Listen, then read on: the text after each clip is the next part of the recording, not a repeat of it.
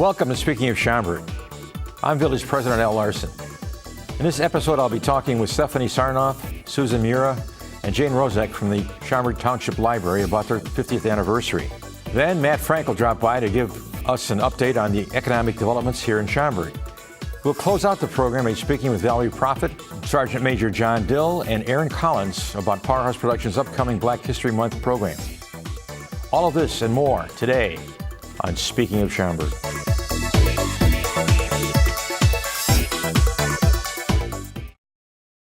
What started in 1962 as nothing more than a bookmobile has grown into the second largest public library in the state of Illinois. Here to tell us how the Schaumburg Township District Library will be celebrating its 50th anniversary, our director Stephanie Sarnoff, Public Relations Coordinator Susan Mura, and local history librarian Jane Rozek. Well, welcome to Speaking of Schaumburg. Thank you. It's a pleasure to be here. You guys are celebrating 50 years of... It's amazing, isn't it? Well, how did the library get started? Well, as you said, way back in the dark ages, 1960, the library started as a bookmobile. But you know what? Jane Rozek is our local history expert. So why is it? Oh, sure. Let Jane. I do that all the time. Yes. She's right. In 1960, the Fox River Valley Regional Library Association started a bookmobile in the area. And then in 1961, a privately funded Arthur Hammerstein Library opened in the Hoffman Elementary School. In 1962, in September of that year, September 8th, we had a referendum. And the area had a referendum. And we passed it overwhelmingly to start the Schaumburg Township Public Library. Didn't Hammerstein, didn't he have a house here in Schaumburg too? He did. On Roselle Road? It was on Illinois Boulevard in Hoffman Estates. Ah, okay. And so in the spring of 1963, we opened in a small ranch house on Roselle Road. Very near, we think, to the spot that the Academy of Early Learning was on Roselle Road. Okay. And it started there. They used all parts of it, including the bathtub. And if anybody has a picture, I'll put in a nudge right now. If anybody has a good picture of the house, we'd sure love to hear from them. And they stayed there until 1965, when we opened our library on Library Lane. And that stayed there for a long time until 1998, when we opened our current building in Town Square. Yeah, that was interesting, that whole process of getting the library to locate at Town Square. Mm-hmm. But it was the referendum, you passed the referendum, right? And yes, we did. Got enough dollars to be able to start it right up. I think it's a great location, by the way. Of course I do. Mm-hmm. Nice. It is. I see these iconic pictures of the library in the background, with a pond, overlooking the pond, and the railing of the fence, and framed by trees. And it's great in the summer when we have our concerts too. It's perfect. That's something else. The village really appreciates that. I mean, you guys sponsor all these big band concerts and concerts. I know we have our techies out there helping you guys put that together. And we're going to have some. I'm sorry. Their help is indispensable to us, and we appreciate that. It saves us money. Saves the taxpayers money. Oh, yeah. Oh, sure. We're going to have some indoor and outdoor concerts throughout the year to tie in with our 50th anniversary. Okay. Like some 1960s music to go with, because we opened in the 60s. Sure. So. Are you going to have not old librarians, no, but some of the library board members from days of yore? Are you going to have kind of reunion thing at all, or? Well, what we're planning on is, as you may well know, because you've been asked to serve and have accepted, serving on the honorary 50th anniversary committee. And I do want to take this moment to present you with the official Schaumburg Township District Library 50th anniversary shirt. Wow. Wear it proudly, because we all do often at the library. You guys are all wearing the same color things yesterday. On Saturday, yes, we are. We were. And that and all... Does it have any pockets, sir? Because guys like pockets. No. Oh, that's all right. I'm Okay, all right. Sorry. We have our logo where a pocket would go in. Okay. We wouldn't want to obscure that. Okay. But the shirts and all of the celebrations that we are mounting during our wonderful 2012 50th anniversary they're not paid for with taxpayer dollars. Who's donating? We have money that has been raised from private funds, and so this makes it an even sweeter time for us to give back to our residents, our taxpayers, something that they didn't have to pay for. Now, you still have books in the library, don't you? Yes, we do. Plenty of them. Because I know now, this electronic age, you see people huddle over computers and... Well, we have to try to be all things to all people, because the book is still alive and well as far as we're concerned, especially to young people learning how to read. We're the gateway to literacy for new Americans coming from across the seas, as you well know how important the demographics of this community are. In integrating the immigrant population with the general population at large, over 20% of our population now is South Asian. It's astonishing. Yeah, I would imagine. Do you have books in Hindi? Do you have books in Urdu? Indeed we do. We have books, we have magazines. Movies. Movies, Everything. absolutely. You have really? Mm-hmm. Yes, we do. Oh, yes, we have all of them. Bollywood? Of course. Very popular, actually. I can imagine. How long have you been with the library? It's just 3 years, Okay. 3 of the happiest and busiest years of my life. Where'd you come from? I came from New York, from the suburbs of New York City, Okay, all right. a place called Scarsdale. I've heard of Scarsdale. I'm not sure what I've heard of Scarsdale, but I've heard of Scarsdale. How long have you been with the library? I've been there 12 years, and I just love it. I had a background in journalism, so I loved going into public relations, and I loved promoting something that I believe in. I love books, so Where'd you go to school? it's perfect for me. NIU. Okay, all right. You didn't become a teacher, huh? No, I went there to be a reporter. Okay. And who did you work for as a reporter? For the Berwyn-Cicero Life, and then I moved out to New Mexico and worked in television for a while. So Okay. PR was something. And you came back from New Mexico? And I did, I know. nice and every warm winter I area? kind of regret it, but my yeah. family's here. So Yeah. Jane, how long have you been with the library? 27 years. You were born there, huh? It was one of my first jobs. Yeah. And I enjoyed the local history part of it very much. A lot very of people much. do enjoy that. I don't know that our Cultural Services Division, have you seen this? That Jane is putting together this survey, or does anybody know whatever happened to That's that, right. to that saddle shop that used to be up there and where it was located? Mm-hmm. I use my contacts wherever I can. Yeah, and you've got a great resource in Levon Presley, don't you? Right. Yeah. And also, Jane is spearheading a very, very important part of our 50th anniversary celebration. And why don't you talk a little bit about that? I'm going to be conducting oral histories with some of the members of our community and just asking some basic questions about when they first moved here, what were their first impressions of the library when they first came, and what have been their favorite things that we have done over the years that they have lived in the community or been part of the library.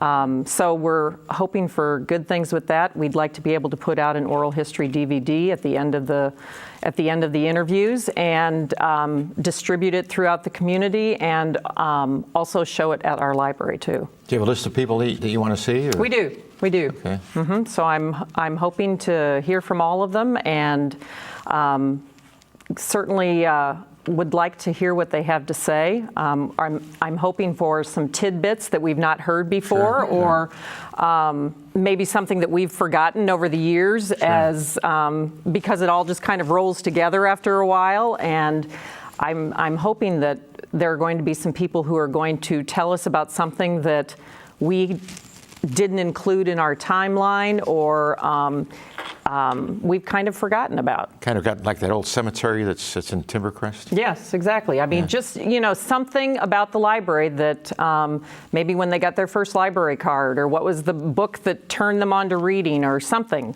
Sure. Something interesting that they can tell us about our library and about themselves and their interaction with the library. There's a gentleman who has a house on Schaumburg Road that is just west of Schoolhouse Square. It's got a kind of a driveway. Yes. Asphalt. Have you ever interviewed him for? No, I haven't. Mr. Beester, I think. Is that who it is? I'm pretty sure. sure. Because he knows quite a bit about that cemetery. That he grew up in the area. He was a kid out here. Right. His wife is, I think, a granddaughter of one of the pastors at St. Peter Lutheran Church. So I do know who you're talking about. There's so much we can talk about as far as your 50th anniversary is concerned, but we have all year to experience that. Yeah, we have a lot of programs coming up and concerts. just special speakers and everything. And as our National Library Week celebration in April, we're going to really focus on the 50th and all that. But time is short. Okay. And I'm getting that light that just turned amber on me. And All right. and now it's red, so I have to say goodbye to you guys. And thank you. Thank you for the Thanks. opportunity. That was Thank very you. nice. We appreciate Thanks. it. Thank you. Thank you. A new year means new business, and now that 2012 is in full swing, there are plenty of exciting developments in store for Schaumburg. Find out more next here on Speaking of Schaumburg.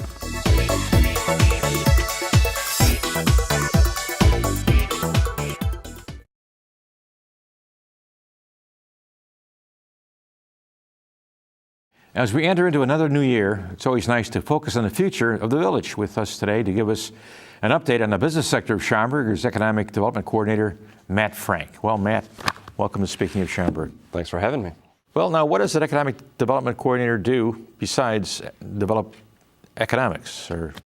It involves a lot of work with the real estate market. I work with the brokers for both the industrial, office, and commercial sectors, as well as businesses who are looking to enter Schaumburg. So it's kind of placement services, identifying their needs, and find out what opportunities we may have in town to make it a good fit. Now, there's a big shopping center show, isn't there, every year that you attend? Sure. The ICSC show, it's the International Shopping Center Show. Sure. They have a couple in Chicago that I go to, as well as one in Las Vegas that we go out and recruit businesses from all around the world to come to Schaumburg. What kind of leads do you get?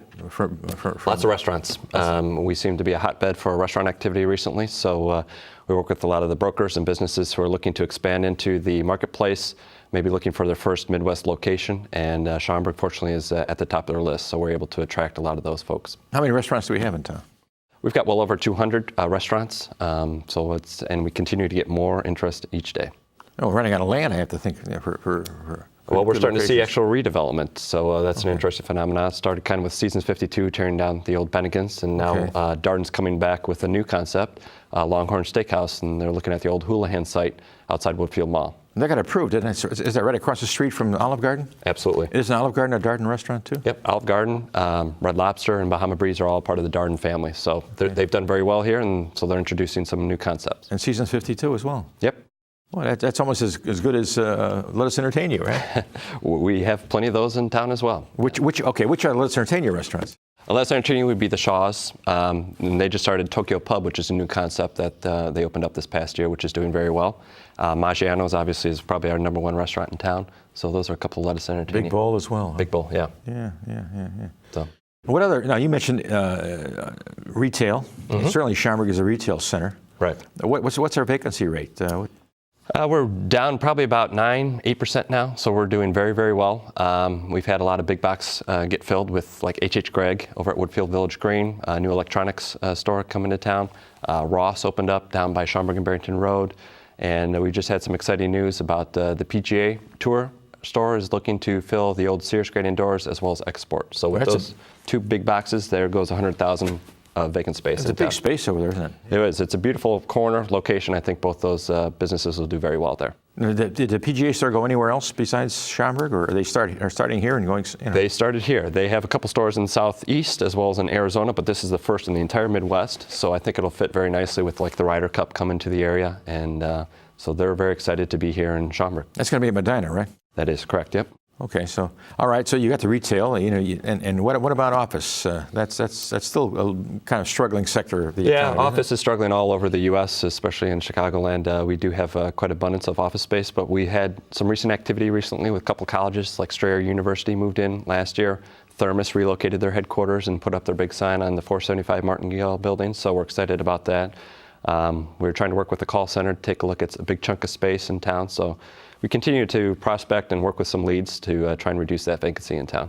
Industrial. What kind of industrial development is taking place in Schaumburg? Well, Ganella is expanding their facility right along the tollway there. So they added a new shift and operation there. So that's exciting to see. Amada added a second facility in town this past year. We have a pharmaceutical company from China and Canada who's actually looking at a 30,000 square foot space in town. So we're working with them on a Cook County program to get them here in the community. So we've got some leads out there that we're trying to follow up on and work with the chamber and other folks to bring them into town. Now you mentioned Amada. That's a Japanese company, right? Correct. Yeah, their big sales center is here in town, and they also opened up a second facility just to do machinery repair. Okay. It's a big building, isn't it? Yeah, it's well over 100,000 square feet. They bring in thousands of customers from all over the world who stay in our restaurants and hotels just to take a look at new machinery and get training on those machines as well. How many Japanese companies do we have? We've got about 60 Japanese companies in town, so we have a nice niche there that we try and feed off and kind of promote that to future businesses. Wait, the Japanese Chicagoland Chamber of Commerce, with their annual meeting that took place at the Renaissance just recently, Yeah. they asked me to come in and give the toast, and they asked me to stick around for the entertainment. Mm-hmm. Now, the entertainer was Japanese, and he spoke Japanese, and I didn't have a clue. I'm sure it was very nice. Oh, very nice, very Yeah. gracious people, and we have more Japanese companies anywhere in the state of Illinois, don't we? Yeah, I think it's partly our corporate environment and the businesses that we have here, as well as the amenities and services, and obviously the proximity to O'Hare lends itself to an easy in, easy out type of. There's a lot of business. factors involved in economic development, isn't there? I mean, Absolutely. Yeah, we have the support services in town to be able to make that kind of attraction, so they don't have to be out somewhere in an economic desert with nothing around. Right. Transportation is also very key to these folks. Workforce, we're fortunate we do have a good supply of different people who can fill these jobs and make it successful. Tell me about this kind of alliance between Hoffman Estates and Schaumburg to develop additional manufacturing jobs. Yeah, we call it the Golden Corridor Manufacturing Partnership.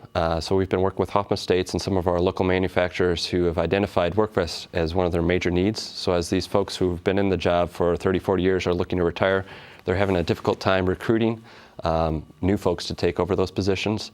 So we've partnered with the local high school district 211 and 214, as well as Harper College, to identify some prospects and get them interested in the manufacturing field.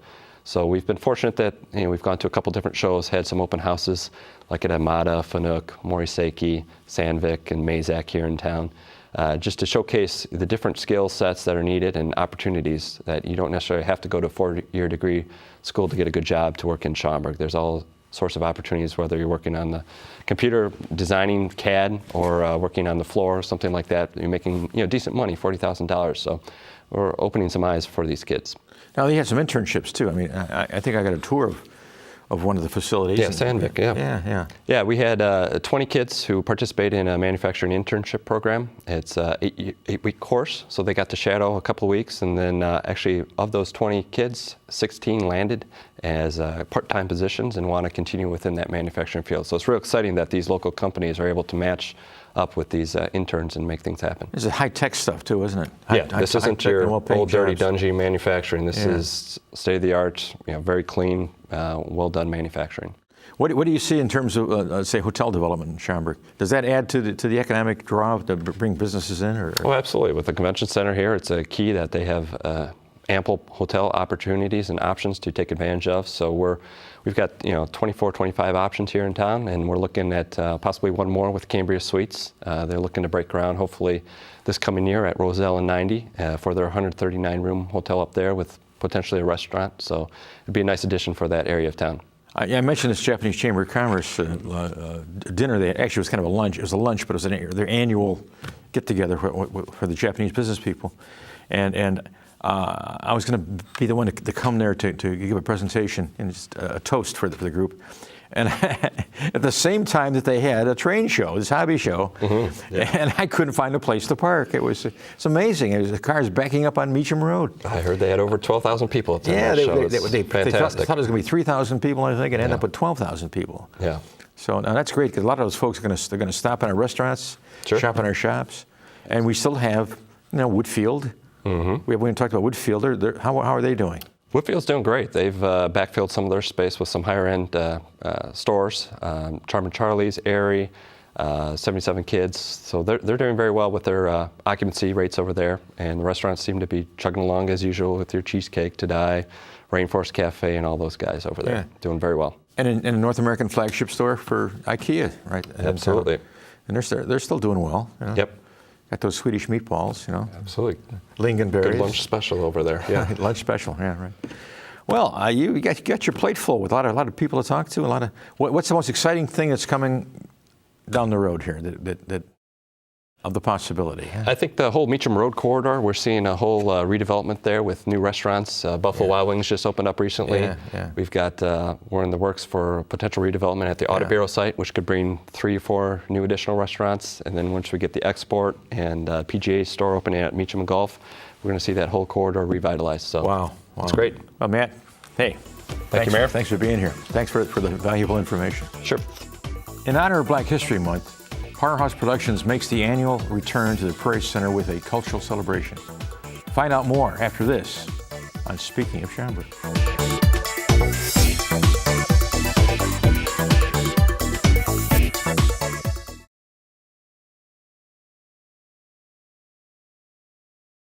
Powerhouse Productions returns to the Prairie Center for the Arts this month with a program that transcends race and celebrates culture.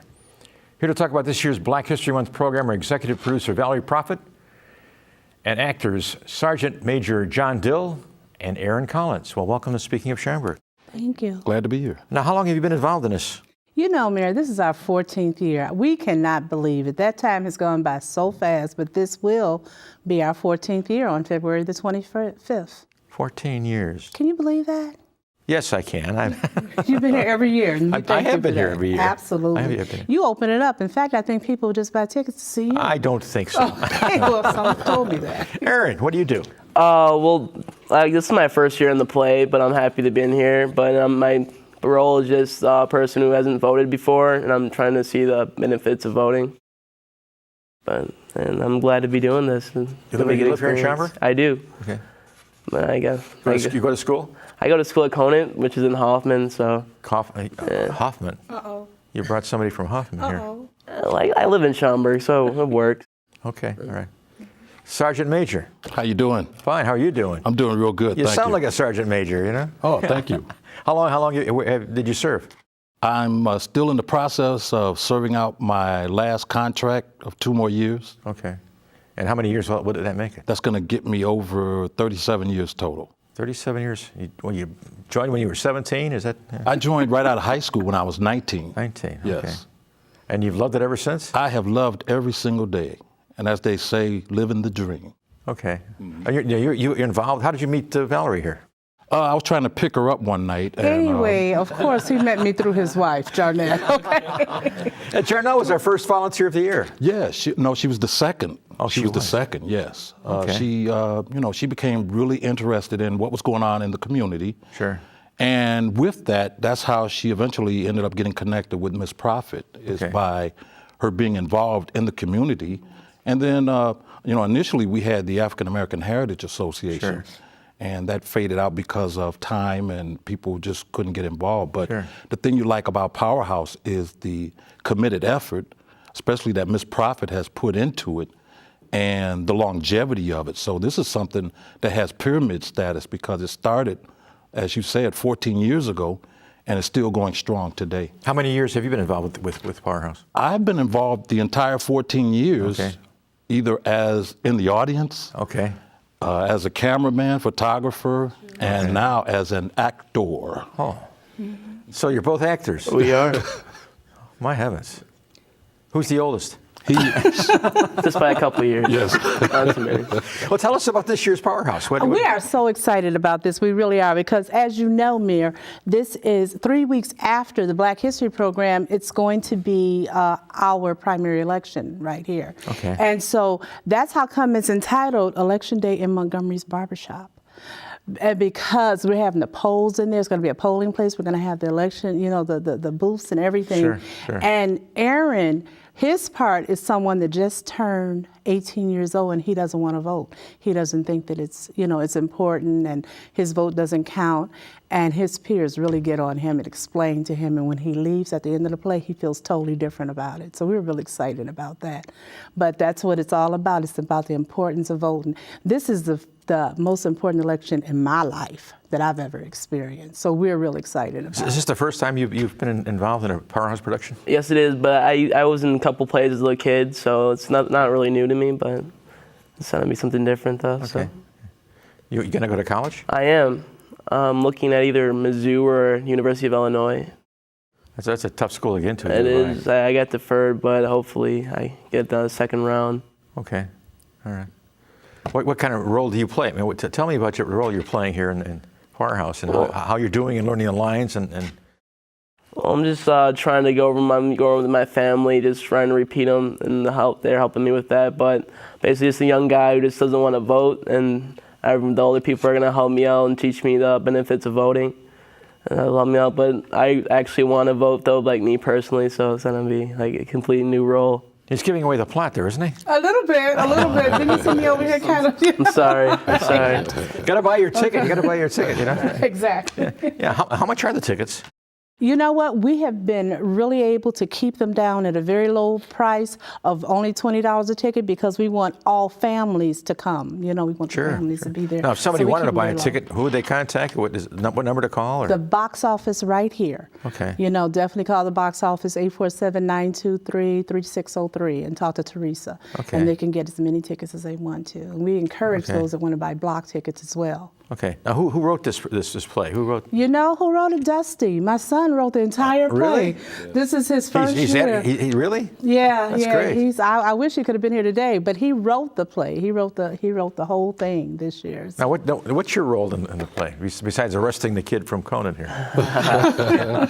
My role is a continuation of last year's role, where I was a regular customer at the Montgomery Barber Shop. Sure. And I'm going to take it into the next part of that by once again being that same customer, and then just pretty much working with the Montgomery Barber Shop along with the voting situation that they have set up there. Okay. So there's actually a kind of a polling place in the barber shop. Right.